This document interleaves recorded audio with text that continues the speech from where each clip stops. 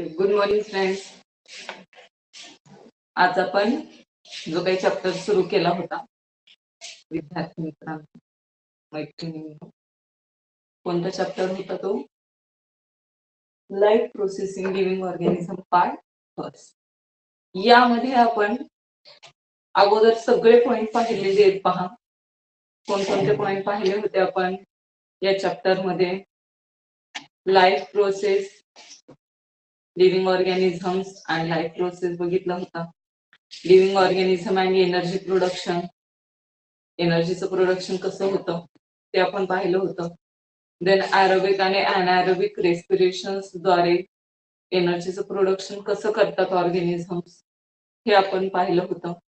त्यानंतर energy from different food components, वेगवेगळ्या food components मार्फत एनर्जी कशी मिळते याचाही आपण अभ्यास केला होता. आणि लास्ट आपण पॉइंट सुरू केलं होतं सेल डिव्हिजन.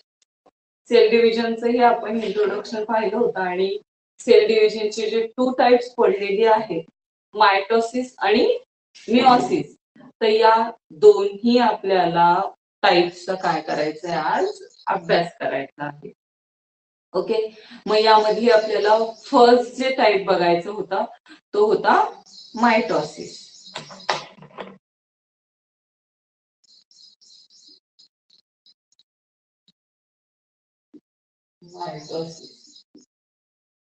मायटोसिस आणि मिओसिस मधला फर्स्ट टाइप पाहायचा आपल्याला मायटोसिस बघायचं. ओके, आता हे मायटोसिस जे आहे हे आपण पाहिलं की 2 सेल्सने डिवाइड होतं. आणि ते 2 सेल्स कोणत्या आहेत रे? Somatic cell and stem cell. कायिक पेशी आणि मूलपेशी या 2 सेल्सनी काय केलं जातं, जे काही मायटोसिस आहे यांचं डिव्हायडेशन होत असतं. आणि हे जे काही मायटोसिस आहे हे 2 स्टेपने कम्प्लीट होतं. मायटोसिस आहे त्या मायटोसिसच्या 2 स्टेप्स आहेत. पहा, मायटोसिस कम्प्लीट होण्यासाठी त्याचे 2 स्टेप्स पडतात. आणि त्या 2 स्टेप्स कोणत्या आहेत? कॅरिओ कायनेसिस आणि सायटो कायनेसिस. कोणत्या आहेत? कॅरिओ कायनेसिस आणि सायटो कायनेसिस. या 2 स्टेप्स आहेत ते आपल्याला माहिती आहे. जे काही कॅरिओ कायनेसिस आहे तर हे कशामध्ये घडून येत असतं? न्यूक्लियस मध्ये घडून येतं. त्यामुळे कॅरिओ कायनेसिसला काय म्हटलं जातं? Nuclear division. Nuclear division. Okay, आणि सायटोकायनेसिस कशाचं डिव्हायडेशन करते? सायटोप्लाझमचं. त्यामुळे काय म्हटलं जातं याला? सायटोप्लाझमिक डिव्हिजन. ओके, सायटोप्लाझमिक डिव्हिजन असं म्हटलं जातं. इथपर्यंत तर आपण आलो होतो काल. ओके, आता यामध्ये पुन्हा आपण पाहिलं होतं की कॅरिओकायनेसिसचे पुन्हा 4 टाइप्स पडतात, 4 मेन टाइप्स पडतात. जेणेकरून कॅरिओकायनेसिस जे आहे हे न्यूक्लियस मध्ये घडून येतं. तर फर्स्ट काय आहे? प्रोफेज. याचे आपल्याला आणखी 4 टाइप्स पाहायचे कॅरिओकायनेसिसचे. Prophase, metaphase, anaphase and telophase. Okay, हे फेज होते, 4 फेज आहेत. आता या 4 फेजेसचा आपल्याला काय करायचं? कॅरिओकायनेसिस मध्ये अभ्यास करायचा, स्टडी करायचा. प्रोफेज मध्ये काय होतं, मेटाफेज मध्ये काय होतं, अनाफेज आणि टेलोफेज मध्ये काय होतं, आणि त्यानंतरची स्टेप येते सायटोकायनेसिसची. ओके, चला मग आपण स्टार्ट करू टाइम न घेता. जे काही कॅरिओकायनेसिसच्या 4 स्टेप्स आहेत तर ते आपण पाहणार आहोत. तर या ठिकाणी आपण ते बसलं तर आपण पाहू. फर्स्ट स्टेप्स आपल्याला पाहायची प्रोफेज. कोणती पाहिजे? प्रोफेज म्हणजे पूर्वावस्था बघायची आहे. तर याच्या अगोदर तुम्हाला माहिती असणं आवश्यक आहे. एक जर आपण सेल घेतली, पेशी जर घेतली, तर अगोदर काय असतं, त्याला सेल मेम्ब्रेन असतं. काय असतात? Sale membrane. ओके, त्याला आपण काय म्हणतो रे? सेल मेम्ब्रेन असं म्हणतो.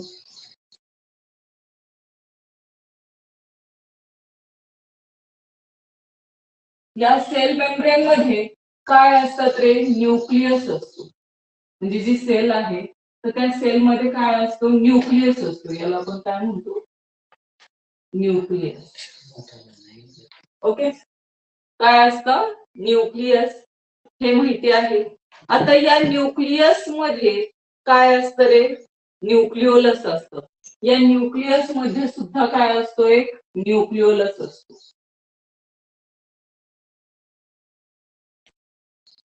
न्यूक्लिओलस आले लक्षात? मग आता आपल्याला काय करायचंय या ठिकाणी, या जिथे न्यूक्लियसच्या बाहेर जे काही या ठिकाणी काय असतं, सायटोप्लाझ्म जे आहे, सायटोप्लाझ्म पेशीद्रव्य, तर त्या पेशीद्रव्यामध्ये आपल्याला काय दिसून येतात? तर सेंट्रिओल्स दिसून येत असतात. काय असतात यामध्ये? अशा प्रकारचे सेंट्रिओल्स असतात, परपेंडिक्युलर अवस्थेमध्ये असतात. ते त्यांना आपल्याला काय म्हणायचंय? सेंट्रिओल्स. लक्षात ठेवायचे. पहा काय म्हणायचे त्यांना? सेंट्रिओल्स असं म्हणायचे. आता पहा आपल्याला काय करायचंय यामध्ये, प्रोफेज मध्ये काय होतं हे लक्षात घ्यायचंय. प्रोफेज मध्ये, in prophase, condensation of a basically thin thread like a chromosome start. पहिल्यांदा काय होतं प्रोफेज मध्ये, या अवस्थेमध्ये, पूर्वावस्थेमध्ये काय होतं? जे अत्यंत नाजूक असे धागे असतात, तर ते धागे जे आहेत, तर ते धागे काय व्हायला लागतात? तर त्यांचं प्रत्येक गुणसूत्रांचं वलयीभवन व्हायला सुरुवात होत असते. धाग्यांसारखं काय होतं? धाग्यांसारखं असलेले जे गुणसूत्र आहेत, तर त्या गुणसूत्रांचं काय होतं? वलयीभवन म्हणजे एकत्रित यायला सुरुवात होतात. यामध्ये काय असतात रे? अशा प्रकारचे काय असतात? थिन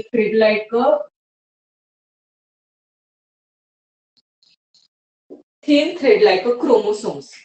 यामध्ये असे धाग्यांसारखे काय असतात? क्रोमोसोम्स असतात. ते पहिली गोष्ट लक्षात आली तुम्हाला. Thin thread like chromosomes are present in the nucleus. Nucleus मध्ये हे प्रेझेंट असतात. देन पहा त्यानंतर काय होतं?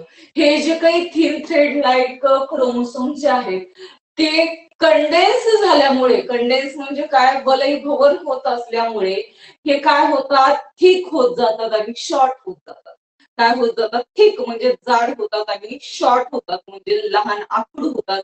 and they start to appear along with their pairs of sister chromatid. आणि जेव्हा हे काय व्हायला लागतात रे? appear म्हणजे शॉर्ट होऊन appear व्हायला लागतात, तेव्हा हे त्याच्या स्वतःच्या कशासोबत आपल्याला दिसून येतात? Sister chromatids.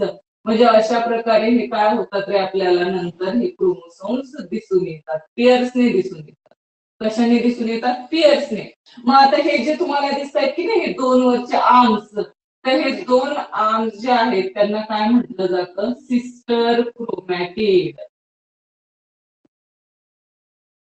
Sister chromatid.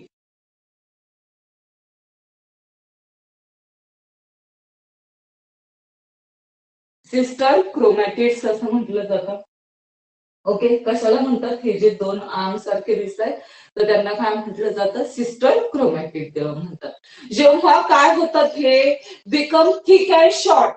जेव्हा हे जे काही थ्रेड लाईक क्रोमोसोम्स आहेत हे थिक होतात आणि शॉर्ट होतात, लहान होतात, आखूड होतात, तेव्हा ते आपल्याला कशाबरोबर अपिअर होतात? म्हणजे कशाबरोबर दिसू लागतात? Their sister chromatid. म्हणजे त्यांचे जे काही सिस्टर क्रोमॅटिड्स आहेत, अर्धगुणसूत्री जोडींसहित ते आपल्याला काय होतात? दिसू लागतात. ते पहा त्यानंतर काय होतं? Centroids duplicate and each centrioles move to opposite poles of the cell. आता यानंतर हे तर आपण पाहिलं की सिस्टर क्रोमॅटिड्स काय होतं? तयार होतं जेव्हा हे क्रोमोसोम्स काय होतात, ठिकाणी शॉर्ट होतात, तेव्हा आपल्याला काय दिसून येतात, सिस्टर क्रोमॅटिड्स सोबत दिसून येतात ते. मग जे सेंट्रॉइड्स आहेत पहा, त्यानंतर हे जे काही सेंट्रॉइड्स आपल्याला दिसून येतात, तर हे सेंट्रॉइड्स काय होतात, डुप्लेट होतात. डुप्लेट म्हणजे काय, त्याचं दोन सेंट्रॉइड्स मध्ये काय होतं, विभाजन घडून येतं, म्हणजे द्विगुणित होतात. हे सेंट्रॉइड्स काय होतात रे, अशा प्रकारे द्विगुणित होतात. हा एक झाला आणि हा एक, असे दोन सेंट्रॉइड्स तयार झाले, द्विगुणित झाले. मग हे जे काही डुप्लेट झालेले सेंट्रॉइड्स आहेत, तर हे सेंट्रॉइड्स कशाकडे, टू पोल्स कडे, centroids move opposite poles of the cell, या सेलच्या अपोजिट पोल्स कडे हे दोन्ही सेंट्रॉइड्स काय होतात, यायला सुरुवात होते. म्हणजे आता इथून काय होणार, एक सेंट्रॉइड जे आहे तर तो एका पोल्सकडे जाणार आणि दुसरा सेंट्रॉइड जो आहे हा काय होणार, दुसऱ्या पोलकडे जाणार. मग असे जे काही सेंट्रॉइड्स डुप्लेट झालेले ते कुठे मूव्ह होतात, move towards the two pole किंवा opposite pole of the cell, and then nuclear membrane and nucleolus start to disappear. त्यानंतर हळूहळू काय व्हायला लागतं, हे जे काही न्यूक्लियर मेम्ब्रेन आहे याला आपल्याला काय म्हणायचे, न्यूक्लियर मेम्ब्रेन म्हणायचे. ठीक आहे, याला आपल्याला काय म्हणायचे, न्यूक्लियर न्यूक्लियर न्यूक्लियर मेम्ब्रेन म्हणून पहा त्याला, न्यूक्लियर मेम्ब्रेन. ठीक आहे, न्यूक्लियर मेम्ब्रेन किंवा न्यूक्लियस म्हणलं तरी चालेल. हे जे काही न्यूक्लियर मेम्ब्रेन आहे, तर हे न्यूक्लियर मेम्ब्रेन आणि न्यूक्लियोलस हे दोन्ही हळूहळू काय व्हायला लागतात, स्टार्ट टू डिसअपियर, म्हणजे हळूहळू ते आपल्याला दिसेनासे व्हायला सुरुवात होतात, म्हणजे अंधुक होतात. हे कसे होऊन जातात रे, अशा प्रकारे अंधुक होऊन जातात.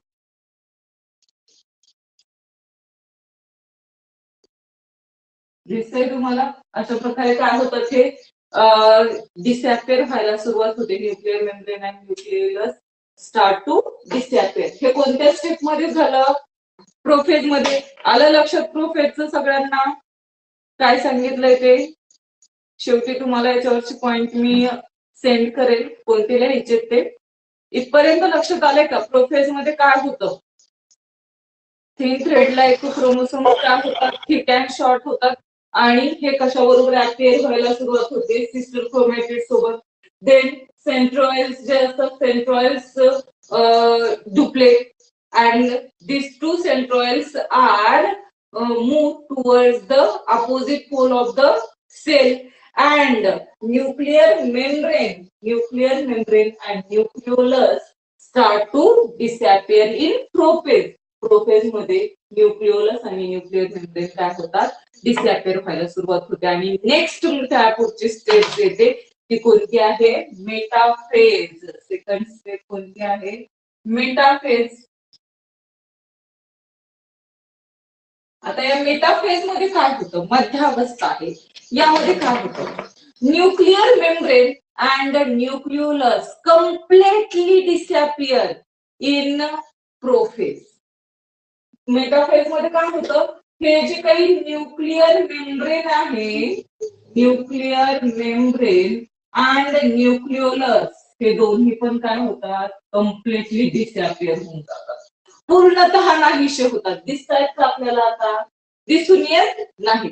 हे काय झाले रे, कम्प्लिटली डिसअपियर झालेले आपल्याला दिसून येतात. देन पहा मग काय होतं, क्रोमोसोम्स कम्प्लीट देअर कंडेन्सेशन, आणि उरलं सुरलेलं जे कंडेन्सेशन होतं म्हणजे एकमेकांच्या जवळ येणं, तेही कंडेन्सेशन काय करतात, हे क्रोमोसोम्स पूर्ण करून टाकतात. मेटाफेज मध्ये यूज तोपर्यंत, मेटाफेज मध्ये आल्याच्या नंतर ते जेवढं उरलेलं आहे कंडेन्सेशन हे काय करतात, कम्प्लीट करून टाकतात, पूर्ण करून टाकतात. आणि पूर्ण केल्याच्या नंतर become clearly visible along with the sister chromatid. मग ते स्वतःचे हे जे काही सिस्टर क्रोमॅटिड्स आहेत त्यांच्या बरोबर हे क्रोमोसोम्स क्लिअरली विजिबल होतात, म्हणजे स्पष्टपणे आपल्याला काय होतात, दिसू लागतात. And then all chromosomes are arrange parallel to equatorial plane, central plane of the cell. सेलचा आपण जर काय केला, एखादा मध्य पाडला, असं काय केलं, एक मध्य घेतला, तर हे सगळे जे काही क्रोमोसोम्स असतात तर हे क्रोमोसोम्स काय होतात, या इक्विटोरियल प्लेन मध्ये पॅरलल येऊन जातात. हे काय होतात, जे क्रोमोसोम्स आहेत तर हे क्रोमोसोम्स कशामध्ये, इक्विटोरियल प्लेन मध्ये अशा प्रकारे, म्हणजे कशाच्या, सेल्सच्या मध्यभागी काय होतात, हे सगळे एकत्रित येऊन जातात, म्हणजेच इक्विटोरियल प्लेन. इक्विटोरियल प्लेनला हे काय झालेले, अशी जर इक्विटोरियल प्लेन असेल तर या इक्विटोरियल विषुववृत्तीय प्रतलाला हे क्रोमोसोम्स कसे होऊन जातात, तर समांतर येऊन जातात. आलंय लक्षात. All chromosomes arrange parallel to the equatorial plane of the cell, म्हणजेच central plane of the cell याला पॅरलल येऊन जातात. देन काय होतं मग त्याच्यानंतर, special type of flexible protein fibres that is spindle fibre. प्रोटीनचे फायबर्स असतात त्यालाच आपण काय म्हणतो, स्पिंडल फायबर्स असं म्हणतो, are form between the centromere of each chromosomes and both centrioles. आता एक काय होतं, सेंट्रॉइड्स मधून, हे जे काही सेंट्रॉइड्स आहेत हे सेंट्रॉइड्स असतात, हे तुम्हाला माहिती आहे. आणि हे जे मध्यभागी आहे याला आपण काय म्हणतो, क्रोमोसोमच्या मध्यभागी सेंट्रोमियर म्हणजे तारा केंद्र असं म्हणतो. ठीक आहे. मग या सेंट्रॉइड्स मधून काय होतात रे, स्पिंडल फायबर्स म्हणजे प्रोटीन फायबर जे आहेत हे काय व्हायला लागतात, बाहेर निघायला सुरुवात होते. आणि हे प्रोटीन फायबर्स जे आहेत तर हे प्रोटीन फायबर्स कशाच्या मधून जातात, किंवा स्पिंडल फायबर कशाच्या मधून जातात, सेंट्रोमियरच्या मधून जात असतात. आले लक्षात. बिटवीन द किंवा both centromere of each chromosomes and both the centroid, म्हणजे हे सेंट्रोमियर मधून जातात आणि दोन्ही सेंट्रॉइड्सला काय करतात, ते कनेक्ट करण्याचं, जोडण्याचं काम करत असतात. कोण करतात, हे स्पिंडल फायबर. स्पिंडल फायबर जे सेंट्रोमियर सेंट्रॉइड्स मधून बाहेर पडत असतात तर ते सेंट्रोमियर मधून जाऊन ते दुसऱ्या सेंट्रॉइड्सला काय करतात, कनेक्ट करण्याचं काम करत असतात. आपल्याला काय म्हणायचे, स्पिंडल फायबर. स्पिंडल फायबर असं म्हटलं जातं. आलंय लक्षात. मग हे जे धागे आहेत तर हे सेंट्रोमियर्स मधून गेले आणि दोन्ही सेंट्रॉइड्सला काय झालेले, कनेक्ट झालेले आहेत. ओके. मग या ठिकाणी जी मेटाफेज असते ही काय होते, त्या ठिकाणी स्टॉप होते, थांबल्या जाते. आणि त्यानंतर कोणती फेज येते, अनाफेज येत असते. कोणती फेज आहे, नेक्स्ट जी आहे ती कोणती फेज आहे, अनाफेज. आलंय लक्षात इथपर्यंत. मेटाफेज मध्ये काय होतं, आलंय लक्षात. मेटाफेज मध्ये जे न्यूक्लिअर मेम्ब्रेन असते कम्प्लिटली डिसअपिअर होऊन जातं आणि जे कंडेन्सेशन आहे क्रोमोसोमचं तेही काय होतं, कम्प्लीट होऊन जातं मेटाफेज मध्ये. देन मग आपल्याला हे जे काही सिस्टर क्रोमॅटिड्स आहेत ते क्लिअरली विजिबल व्हायला सुरुवात होतात, म्हणजे आपल्याला स्पष्टपणे दिसू लागतात. आणि स्पष्टपणे दिसल्याच्या नंतर हे जे काही ऑल क्रोमोसोम्स असतात हे parallel to the equatorial plane of the cell, सेलच्या इक्विटोरियल प्लेन मध्ये काय होतात, येऊन स्थिर होतात, अरेंज होऊन जातात. आणि त्यानंतर हे इक्विटोरियल प्लेन मध्ये आल्याच्या नंतर सेंट्रॉइड्स अँड सेंट्रोमियर्स मधून काय जायला सुरुवात होते, स्पिंडल फायबर म्हणजे special type of flexible protein fibre that is spindle fibre are form between the centromere of each chromosome and both centroids.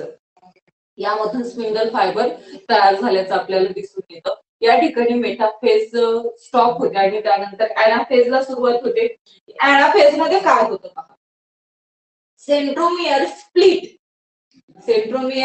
split and their sister chromatid of each chromosome separate. They are pulled apart in the opposite direction of the with the help of spindle fibers.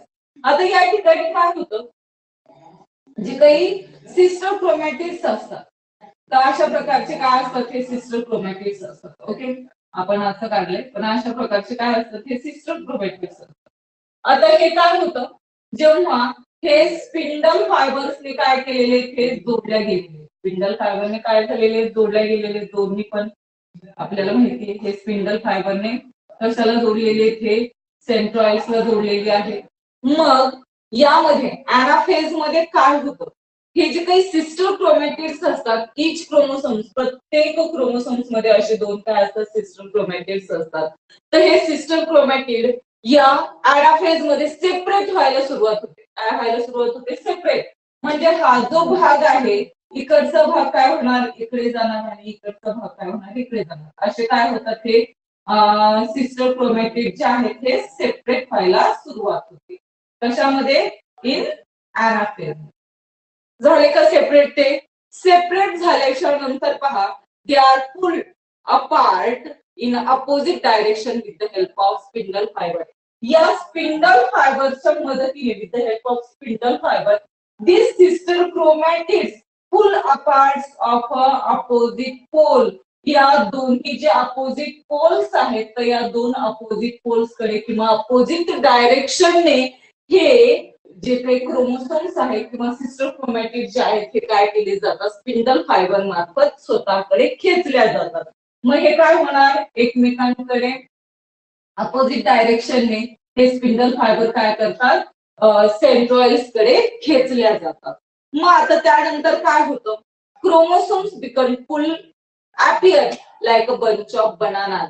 जेव्हा हे आपल्याला काय होतात रे, centroids कडे खेचल्यासारखं दिसून आल्याच्या नंतर ते आपल्याला कशासारखे दिसतात रे, बंच ऑफ बनानास. आपल्याला इथे अशा प्रकारचं काय असतो, बंच असतो बनानाचा, सगळ्यांनी पाहिलेले.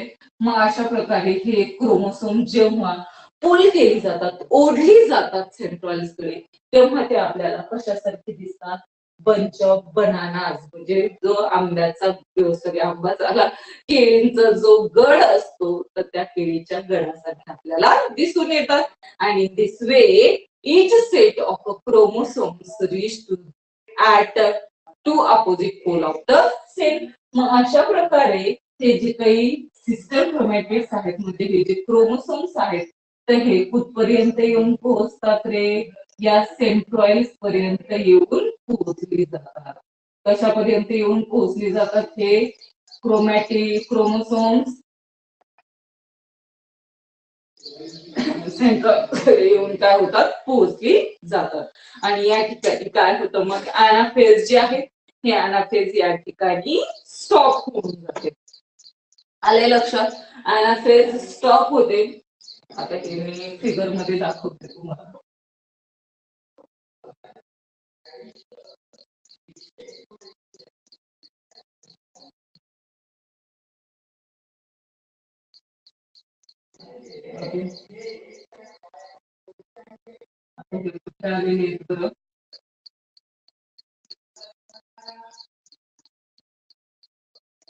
सेंट्रॉइड्स कडे आले. आणि याच्यामध्ये सुद्धा हे जे काही आपलं सेल मेम्ब्रेन आहे, हे यामध्ये सुद्धा काय व्हायला लागते, हे सुद्धा डुप्लेट व्हायला सुरुवात होतात. म्हणजे ते आपल्याला पाहायचं आहे पुढे, हळूहळू ते सुद्धा काय व्हायला लागतात, वेगवेगळी व्हायला सुरुवात होतात. ते आपल्याला सायटोकायनेसिस मध्ये बघायचं आहे. एवढंच लक्षात ठेवायचंय, यामध्ये जे काही क्रोमोसोम्स असतात ते कुठे पुल टुवर्ड्स द सेंट्रॉइड्स कडे हे खेचल्या जातात. And then this chromosomes reaches to opposite pole of the cell. हे जे काही क्रोमोसोम्स असतात, या दोन्ही पोल कडे काय होतात, येऊन थांबले जातात. म्हणजे अशा प्रकारे काय होणार आहे, या टू पोल्स कडे येऊन थांबले जाणार क्रोमोसोम्स. मग आता यानंतर काय होतं, हे अॅनाफेज मध्ये काय होतं, लास्ट स्टेप आहे पहा, fourth anaphase, sorry telophase. Telophase, okay. मग आता या टीलोफेज मध्ये काय होतं, अंत्यावस्थेमध्ये the chromosomes which have reached at opposite poles of the cell now start to decondense, due to which they again become a thread like a thin and invisible. Telophase मध्ये काय होतं, हे जे काही आलेले क्रोमोसोम्स आहेत तो दोन पोलकडे, तर हे पुन्हा काय होतात, अपोजिट पोलकडे आलेले क्रोमोसोम्स पुन्हा स्टार्ट टू डिकंडेन्स. डिकंडेन्स म्हणजे काय, पुन्हा हे हळूहळू काय होतात, एकमेकांपासून दूर व्हायला सुरुवात होतात. काय होतात, ते एकमेकांपासून दूर व्हायला सुरुवात होतात. आणि त्यानंतर ते पुन्हा आपल्याला कसे दिसायला लागतात रे, बिकम थ्रेड लाईक. कसे दिसतात हे अशा प्रकारे, ते विजिबल, ते बिकम थ्रेड लाईक. ते आपल्याला पुन्हा डिकंडेन्स झाल्याच्या नंतर थिन थ्रेड लाईक म्हणजे पातळ दोऱ्यासारखे दिसून येतात. आणि इनव्हिजिबल, इनव्हिजिबल म्हणजे कसे अदृश्य स्वरूपामध्ये आपल्याला दिसेनासे होत असतात. कशामध्ये? इन टीलोफेज मध्ये.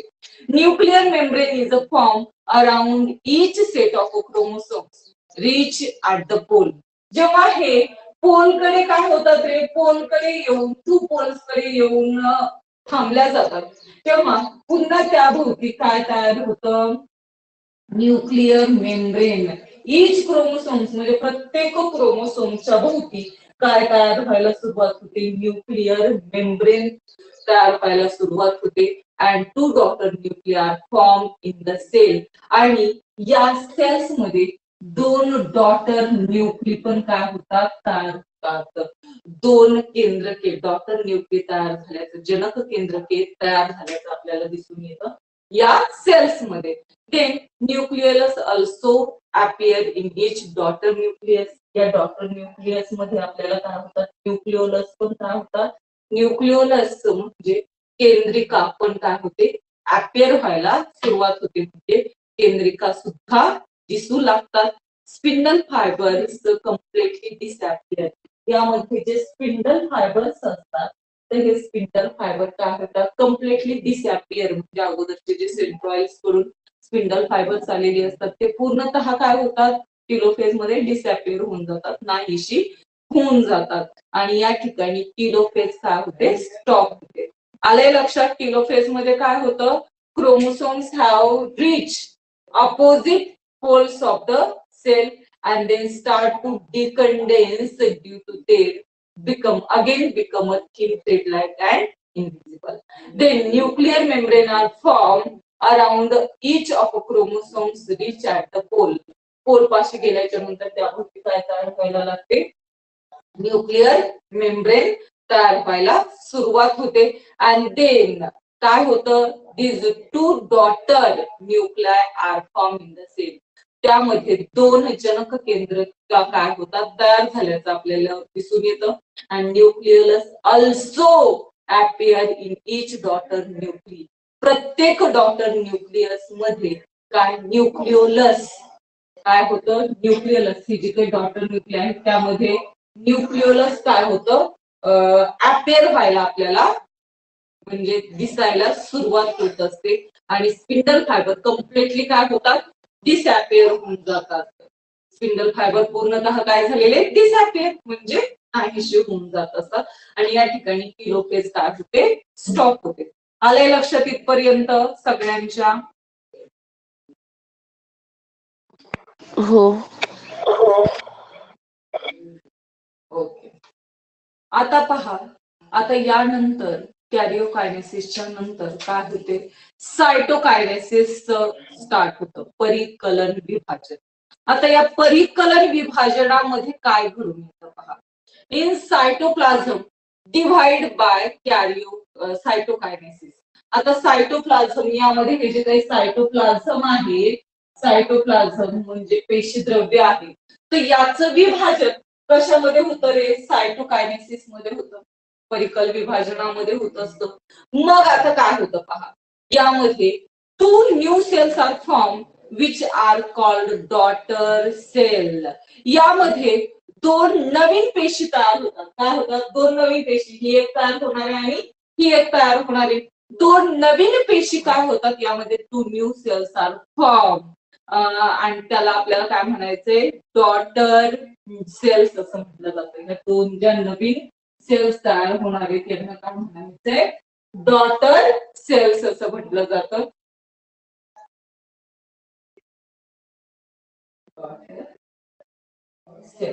कोणत्या सेल्स म्हणलं जातं? डॉटर सेल असं म्हटलं जातं दोन्हींना पण. देन पहा, इन दिस प्रोसेस, या प्रोसेस मध्ये काय होतं?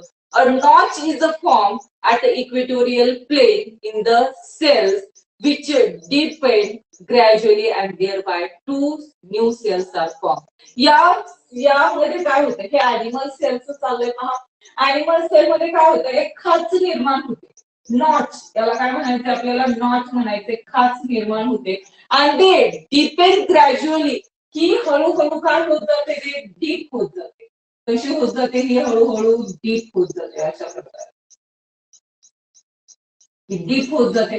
आणि डीप होत गेल्याच्या नंतर हे काय होतात, आणखी डीप होते आणि पूर्ण खोलवर गेल्याच्या नंतर हे दोन्ही सेल्स काय होतात, वेगळे होतात. हे दोन्ही सेल्स काय होतात, अशा प्रकारे वेगळे होतात, सेपरेट होतात. अशा प्रकारे काय झाले, two cells are form, two new cells are form. जेव्हा ही नॉच खास हळूहळू डीप होत जाते, तेव्हा त्यापासून नंतर काय होतात, two new cells are form, दोन नवीन पेशी काय होतात, तयार झाल्याचं आपल्याला दिसून येतं. परंतु प्लांट सेल मध्ये काय होतं पहा, इन प्लांट सेल हे अशा प्रकारचे काय होत नाही, नॉच तयार होत नाही प्लांट सेल मध्ये. प्लांट सेलची आपण फिगर पाहिलेली आहे अशा प्रकारची.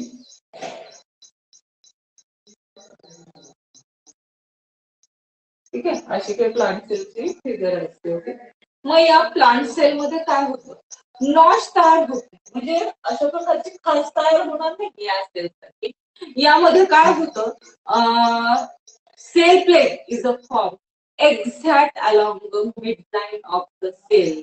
या मिड लाईन मध्ये या जी काही वनस्पती पेशी आहेत, तर त्याच्या बरोबर मध्यभागी एक काय तयार होते रे, अशा प्रकारची सेल प्लेट तयार, सेल प्लेट तयार होते. आणि सेल प्लेट बरोबर मध्यभागी, पेशी तंत्राच्या मध्यभागी एक पेशी पटल तयार होतं. सेल प्लेट म्हणजे काय, पेशी पटल तयार होतं. And cytokinesis is completed. आणि जेव्हा हे मध्यामध्ये सेल प्लेट तयार होते, तेव्हा इकडचा पेशीचा काय होतो, वेगळा भाग तयार होतो. आणि त्या दुसऱ्या साईडच्या पेशीचा काय होतो, दुसरा भाग तयार होतो. म्हणजे two plant cells are form. अशा प्रकारे काय होतात, या टू प्लांट सेल्स आपल्याला तयार झाल्याचं दिसून येतं. टू प्लांट सेल्स काय होतात, तयार होतात. आणि त्या ठिकाणी ही सायटोकायनेसिसची प्लांट सेल मधली जी काही प्रोसेस असते ती काय होते, कम्प्लीट होऊन जाते. आलंय लक्षात इथपर्यंत. अॅनिमल सेल आणि प्लांट सेल मध्ये, अॅनिमल सेल मध्ये काय तयार होते, नॉच तयार होते. आणि प्लांट सेल मध्ये काय तयार होतं, सेल प्लेट तयार होत असते आणि त्यांचं डिव्हायडेशन घडून येतं आणि two new cells are form. आता हे मायटोसिस जे आहे हे कशासाठी इम्पॉर्टंट आहे, कशासाठी महत्वाचं आहे, तर हे mitosis essential for growth of the body.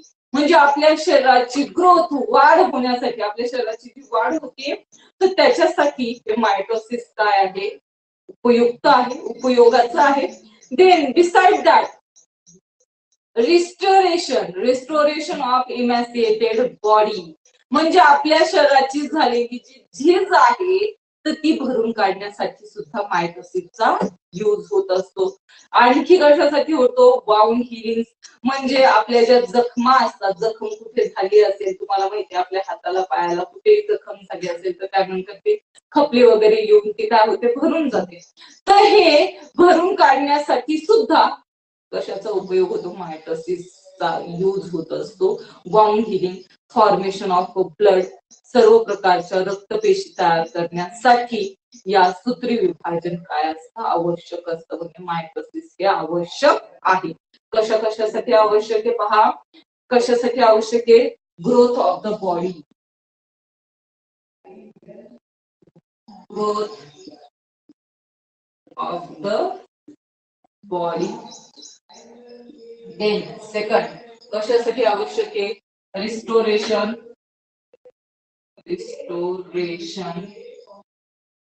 Of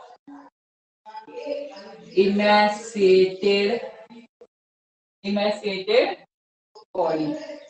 त्यानंतर थर्ड वाउंड हिलिंग. आणि फोर्थ ब्लड फॉर्मेशन आहे ना, formation of blood cell. Formation of blood cells. याच्या एवढ्यासाठी आपल्याला मायटोसिस हे कसे आवश्यक आहे. आलं एवढं लक्षात सगळ्यांच्या मायटोसिस. हो. ओके. चला मग आपलं मायटोसिस जो पॉइंट आहे हा आपण या ठिकाणी शिकलेलो आहोत. या ठिकाणी आपल्याला थांबायचं आहे मायटोसिस वरती. मिओसिस जो आहे सेकंड स्टेप आहे सेल डिव्हिजनची, ती आपण नेक्स्ट लेक्चर मध्ये बघू. ओके, या ठिकाणी थांबू आपण. सर्वांना बाय.